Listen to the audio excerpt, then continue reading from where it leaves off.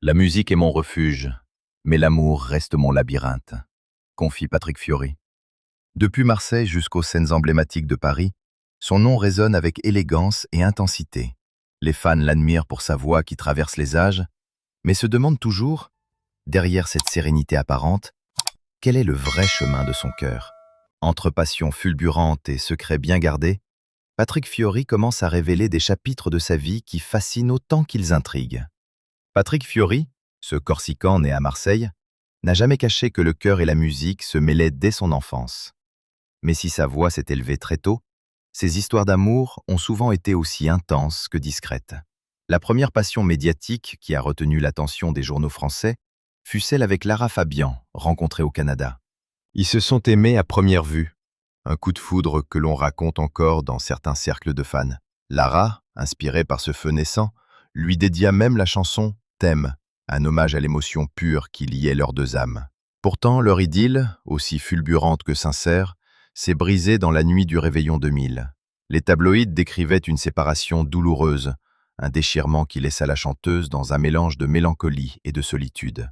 Certains murmuraient que le départ de Fiori avait été motivé par la nécessité de poursuivre sa carrière en France, mais la vérité exacte resta dans l'ombre, entre confidences rares et rumeurs persistantes. Quelques mois plus tard, le destin semblait avoir un autre chapitre pour lui, avec Julie Zenati. Le duo s'était rencontré sur la scène légendaire de Notre-Dame de Paris, où Fiori incarnait Phébus et Julie prêtait sa voix à Fleur de Lys. Leur collaboration artistique se transforma rapidement en relation sentimentale, intense et médiatisée. Pendant 8 ans, ils partagèrent une histoire qui fascina le public. Entre tournées, répétitions et enregistrements, leur amour semblait solide. Ils annoncèrent un temps leur fiançailles, mais la vie et les pressions médiatiques eurent raison de leur engagement. Les fans restèrent choqués. Comment deux artistes si liés sur scène pouvaient se séparer si brutalement? Les échos de leur complicité perdurèrent dans les interviews et les albums, témoignant d'une passion passée, mais toujours présente dans les mémoires. Entre Lara et Julie, Patrick Fiori naviguait donc dans un territoire émotionnel complexe, oscillant entre intensité et discrétion. La presse française, avide de détails sur sa vie privée, spéculait sur ses choix. Certains suggéraient qu'il cherchait un équilibre entre carrière et cœur, d'autres y voyaient la recherche d'une âme sœur capable de comprendre la vie d'un chanteur engagé et exigeant. Mais Patrick, fidèle à sa nature réservée, ne confirmait jamais les rumeurs et laissait chaque histoire se raconter à travers les chansons qu'il composait ou interprétait. Ses collaborations avec Lara Fabian ou Julie Zenati devinrent ainsi des fragments de sa vie, des notes intimes sur lesquelles il ne jetait jamais complètement la lumière. Le public pouvait admirer la beauté de ses œuvres tout en devinant la complexité des sentiments qui les inspiraient. Ces relations marquantes dessinaient déjà un schéma.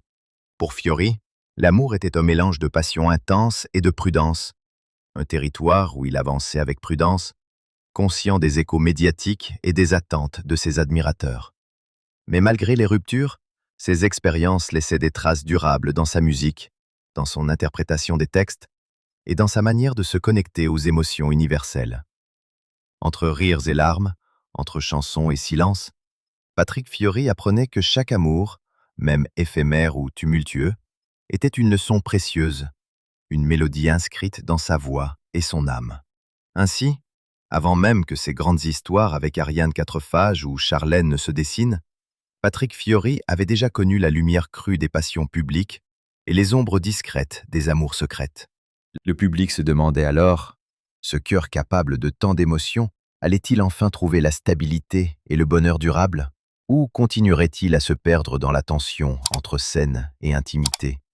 Les indices étaient là, disséminés dans ses albums, dans ses gestes, dans ses silences. Et pourtant, le mystère demeurait, offrant aux fans l'envie de suivre chaque note, chaque regard, comme un fil fragile entre la musique et l'amour. En 2008, Patrick Fiori franchit un nouveau seuil dans sa vie privée en épousant Ariane Quatrefages, ancienne Miss Rhône-Alpes 1999 et troisième dauphine du concours Miss France 2000. Ce mariage, à la fois discret et solennel, marquait l'entrée d'une nouvelle ère pour le chanteur, où le poids des passions tumultueuses laissait place à la stabilité familiale et à la complicité créative. Ariane n'était pas seulement l'épouse de Patrick, elle devenait sa partenaire artistique, collaborant à plusieurs textes de chansons et partageant les coulisses de sa carrière avec un engagement profond. Ensemble, ils formaient un couple public mais réservé, capable de conjuguer vie de famille et exigences professionnelles sans sacrifier la musique. Leur premier fils, Sévan, naquit en juillet 2009, et Patrick décrivit cette expérience comme un tournant majeur. Dans une interview accordée à Idol Mag, il confia « Là où la musique est mon travail et ma passion, la famille devient ma priorité. Être père transforme tout, du regard sur la scène à l'approche des tournées. » Cette déclaration montrait un homme conscient des choix qu'impliquait son métier, mais désireux de construire un foyer solide autour de lui. En 2014, leur deuxième fils, Gabin, vint compléter cette harmonie, consolidant le noyau familial et renforçant le rôle de Patrick comme père autant que comme artiste. Sur le plan artistique, cette période correspondait à un moment de maturité et de rayonnement pour Fiori. Ses collaborations avec des figures telles que Jean-Jacques Goldman lui permirent de confirmer sa place parmi les chanteurs incontournables de la scène française. Entre albums studio et concerts, il sut maintenir un équilibre délicat entre visibilité médiatique et intimité, offrant au public une voix plus posée, mais toujours empreinte de passion. Les chansons, souvent nourries par des expériences personnelles, reflétaient cette stabilité nouvelle, tout en laissant transparaître les traces des amours passés et des émotions accumulées. Le couple Fiori-Quatrefages devint ainsi un modèle de partenariat où la vie privée et la création artistique se nourrissaient mutuellement. Ariane, au-delà de son rôle de mère et d'épouse, apportait une sensibilité supplémentaire aux textes et aux choix musicaux, contribuant à façonner le son et l'émotion des albums de Patrick. Leur union fut vue comme un exemple de réussite à la française, un mélange de discrétion, de respect mutuel et de dévouement à la famille, contrastant fortement avec les passions éclatantes des années précédentes. Cependant, même dans ce cocon apparent, des tensions subtiles apparaissaient, souvent amplifiées par le regard du public et la pression médiatique. Les deux enfants, l'album en préparation, les tournées et les apparitions télévisées exigeaient une coordination permanente, et Patrick, malgré son calme légendaire, savait que chaque décision affectait l'équilibre fragile entre carrière et foyer. Le chanteur, habitué à vivre sous les projecteurs, découvrait que la sérénité conjugale demandait autant d'efforts et de dévouement que les performances scéniques. Et pourtant, cette stabilité n'effaçait pas les éclats du passé. Les souvenirs des passions avec Lara Fabian et Julie Zenati, même lointains, restaient comme des échos dans ses interprétations, donnant à sa voix une profondeur particulière, où chaque note portait un mélange de tendresse, de regret et de souvenirs. Le public, attentif, percevait ces nuances et comprenait que Patrick Fiori n'était pas seulement un interprète. Il était un homme dont chaque amour, chaque séparation et chaque renaissance alimentaient la musique et le cœur. Cette période de stabilité semblait solide, mais pour ceux qui suivaient cette trajectoire, une question persistait. Combien de temps pourrait durer cette harmonie avant que de nouvelles passions, nouvelles rencontres ou nouveaux défis viennent modifier le cours de sa vie? La fin de l'union entre Patrick Fiori et Ariane Quatrefages, après 14 années de mariage, a été accueillie par le public et la presse avec une curiosité mêlée d'étonnement. Peu de couples avaient jusqu'alors maintenu un équilibre aussi solide dans la lumière médiatique. Et la séparation, bien que discrète sur les détails intimes, fit naître une multitude de spéculations. Ariane et Patrick restèrent liés par leurs enfants, Sévan et Gabin, mais le cœur du chanteur semblait chercher un renouveau. Les indices apparaissaient peu à peu dans les réseaux sociaux et les interviews. Un sourire retrouvé, un geste tendre, des mentions à une présence féminine nouvelle. C'est ainsi que le nom de Charlène surgit dans l'univers de Patrick Fiori, suscitant immédiatement l'attention des médias français. Moins âgée que lui de 27 ans, Charlène incarnait ce souffle de jeunesse et de légèreté que Patrick, après de longues années de stabilité, semblait désirer. Les rumeurs d'une romance sérieuse se répandirent rapidement. Certains journaux parlaient d'un mariage discret en Corse, une célébration intime loin des projecteurs parisiens, là où le chanteur avait ses racines. Pour la première fois depuis longtemps, Patrick ne cherchait pas à démentir ou à minimiser. Ses gestes et ses publications témoignaient d'une complicité retrouvée, d'une renaissance émotionnelle après les années de maturité et les responsabilités familiales. Le contraste avec son passé amoureux était frappant. Là où les relations avec Lara Fabian ou Julie Zenati avaient été passionnelles mais fragiles, et où le mariage avec Ariane avait été stable mais exigeant, Charlène représentait une nouvelle étape, un équilibre différent, moins médiatique, plus intime, mais non moins puissant. Les fans observaient chaque apparition, chaque commentaire partagé par le chanteur, y cherchant des indices sur le sérieux de cette relation. Et malgré la discrétion de Patrick, la presse locale corse rapportait des signes clairs d'engagement et même de célébration d'union, sans jamais confirmer officiellement la date ou la cérémonie. Le public se demandait alors: Patrick Fiori, l'homme qui avait traversé les tempêtes du cœur et de la scène, avait-il trouvé enfin la sérénité? Ou cette relation, aussi prometteuse soit-elle, serait-elle un nouveau chapitre soumis aux aléas des carrières et de la vie publique? Des chansons récentes, plus légères mais toujours empreintes d'émotion, semblaient répondre à cette question. Oui, l'artiste pouvait encore aimer, encore vibrer, et surtout, partager une intimité nouvelle avec quelqu'un qui comprenait sa vie singulière. Charlène apparaissait ainsi comme une renaissance, une preuve que même après des séparations douloureuses et des années de responsabilité, le cœur pouvait se réinventer. Les spéculations sur un mariage secret et les clichés furtifs publiés sur les réseaux sociaux ajoutaient une dimension quasi mythique à cette romance. Les internautes parlaient de gestes tendres, de complicité photographiée lors de déplacements en Corse, tandis que les commentateurs soulignaient le courage de Patrick à assumer publiquement ce nouvel amour après tant de discrétion. Le contraste avec la vie privée précédente, soigneusement protégée, ne pouvait être plus net. Il n'y avait plus de fiançailles médiatiques, plus de commentaires officiels sur l'ancien mariage. Seulement un homme et une femme trouvant ensemble un équilibre rare. Ainsi, le parcours sentimental de Patrick Fiori, ponctué de passions vives, de fiançailles, de mariage et de séparation, semble avoir trouvé un nouveau souffle avec Charlène. Mais derrière cette image de bonheur retrouvée, subsiste une question suspendue. Cet équilibre, fragile et précieux, pourra-t-il durer face aux défis de la célébrité, aux obligations artistiques et à l'œil attentif des médias? Le public, fidèle et curieux, reste en suspens, prêt à suivre chaque note, chaque sourire, et à découvrir si cette histoire, née dans le secret, s'épanouira pleinement sous la lumière des projecteurs. Malgré sa discrétion sur sa vie privée, Patrick Fiori n'a jamais échappé aux projecteurs lorsqu'il s'agissait de sa carrière. Les rumeurs et les incidents médiatisés se sont succédés, donnant parfois l'impression d'un équilibre fragile entre succès et tension. L'un des épisodes les plus remarqués se produisit lors de sa prestation à Obidjis, en Belgique. Prévu pour un concert sous le ciel capricieux de l'hiver, l'événement fut perturbé par les intempéries et des désaccords avec les organisateurs. La situation dégénéra lorsque les instruments du groupe furent retenus par l'organisation. La frustration de Fiori, habituellement mesurée, se manifesta publiquement.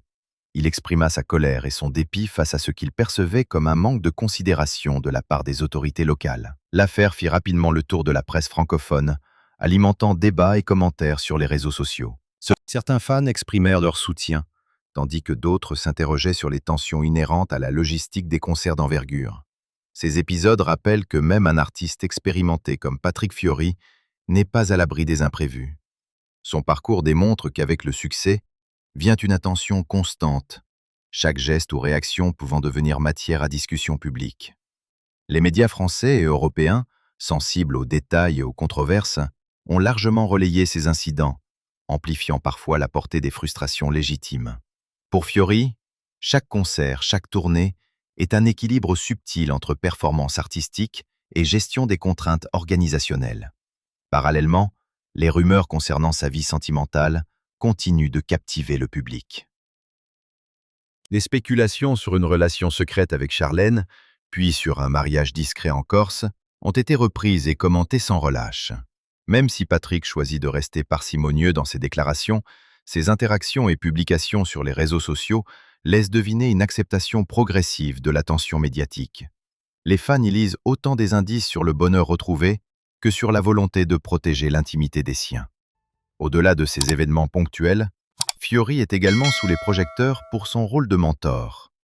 Depuis 2015, sa présence dans The Voice Kids France illustre un autre aspect de sa carrière, celui de guide et de repère pour la jeune génération. Ce rôle lui a permis de montrer sa patience et sa capacité à transmettre son expérience tout en restant attentif aux émotions de ses protégés. Cependant, même dans ce cadre télévisuel, chaque décision, chaque choix artistique est scruté, parfois commenté avec une intensité qui rappelle les aléas des concerts ou des relations passées. Ainsi, entre rumeurs amoureuses, incidents sur scène et responsabilités de mentor, Patrick Fiori navigue dans un univers où la célébrité et l'intimité se croisent constamment. Chaque situation, chaque polémique devient matière à réflexion pour l'artiste qui semble apprendre à conjuguer passion, prudence et maîtrise de l'image publique, tout en restant fidèle à l'émotion qui a toujours caractérisé sa voix et son engagement musical. Depuis 2015, Patrick Fiori est devenu un visage familier pour le jeune public en tant que coach dans The Voice Kids France sur TF1. Cette position, loin des projecteurs des grandes scènes, révèle un aspect plus pédagogique et humain de l'artiste. Avec patience et bienveillance, il accompagne de jeunes talents, souvent âgés de 8 à 15 ans, dans la découverte de leur voix, de leur présence scénique et de leur capacité à transmettre des émotions. La presse et les spectateurs remarquent régulièrement sa capacité à équilibrer exigence et encouragement, créant un environnement stimulant mais rassurant. Plus qu'un simple mentor, Fiori incarne un exemple pour ses enfants. La rigueur, le respect de la musique et l'importance de rester fidèle à ses émotions. Ses interventions sont souvent ponctuées de conseils subtils qui vont au-delà de la technique vocale, touchant à la gestion de la scène, à l'intensité narrative et à la compréhension des textes. Plusieurs de ses protégés ont remporté le concours, renforçant sa réputation de guide capable d'identifier et de cultiver le potentiel de chacun. Les médias saluent sa pédagogie et sa capacité à inspirer, soulignant qu'il transmet bien plus qu'une voix. Il enseigne une manière d'être artiste. Dans ce rôle, Patrick Fiori semble trouver un nouvel équilibre entre vie personnelle et engagement professionnel. Alors que sa carrière continue sur scène et en studio, le contact avec ces jeunes chanteurs lui offre un espace de renouvellement et de transmission. Les spectateurs, touchés par ses conseils et sa sensibilité, reconnaissent en lui un mentor attentif et sincère, capable de faire briller les talents tout en restant authentique. Cette dimension éducative enrichit son image publique. Il n'est pas seulement un interprète d'émotions profondes, mais aussi un passeur de savoir, un bâtisseur de rêves pour la génération suivante. À travers The Voice Kids, Fiori démontre que l'influence d'un artiste ne se limite pas à ses albums ou à ses concerts. Elle se prolonge dans les vies qu'il touche et les carrières qu'il inspire. Le public observe avec fascination cet équilibre subtil. Un chanteur au sommet de sa carrière, qui partage sa passion et sa sagesse avec la jeunesse, et qui, malgré les succès et les tempêtes médiatiques, continue de cultiver la beauté et la sincérité dans tout ce qu'il entreprend. Après des années de passions intenses, de mariage et de séparation, Patrick Fiori a su maintenir une carrière artistique d'une stabilité et d'une richesse exceptionnelles. Depuis ses débuts avec le single Stéphanie, jusqu'à ses albums les plus récents, il a construit un répertoire mêlant sensibilité et puissance vocale. Son rôle dans Notre-Dame de Paris en 1998, en incarnant Phébus, reste un jalon incontournable. La chanson Belle, interprétée avec Garou et Daniel Lavoie, s'est vendue à 4 millions d'exemplaires, affirmant sa place parmi les voix majeures de la chanson française. Les collaborations ont toujours été au cœur de son parcours.